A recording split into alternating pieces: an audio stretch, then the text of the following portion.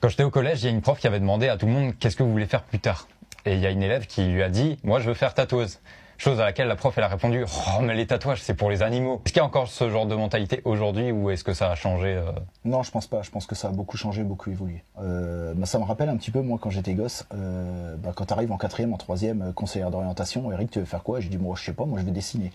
On m'a dit maintenant dans le dessin en fait y a rien, tu peux faire illustrateur et tout mais il faut aller je sais pas où à Pétanque-Schnock faire des études de dessin, faire du beaux-arts et flemme, j'étais pas prêt tu vois, donc j'ai fait électricien et regarde quelques années après où je suis et je pense qu'aujourd'hui on a beaucoup changé par rapport à ça, c'est qu'en fait il y a beaucoup je dirais par rapport à cette notion de métier plus artistique, on est beaucoup plus ouvert, surtout le tatouage vu les proportions que ça prend et puis je sais pas, dans la société actuelle, on voit trop qu'il y a des illustrateurs, il y a des peintres, il y a des graphistes, il y a plein de gens qui arrivent à vivre d'un art, quoi.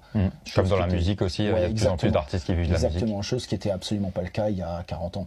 Que bon, il fallait cuire la marmite, alors que, je sais pas, en 2026, une grosse proportionnalité quand même des dépenses des gens, tu vois, qui va dans la musique, qui va dans des jeux vidéo, qui va dans du cinéma, qui va dans du tatouage, qui va dans de l'art, en fait. On a besoin de beaucoup de loisirs et du coup, ça fait vivre beaucoup de gens et beaucoup de nouveaux métiers, je trouve.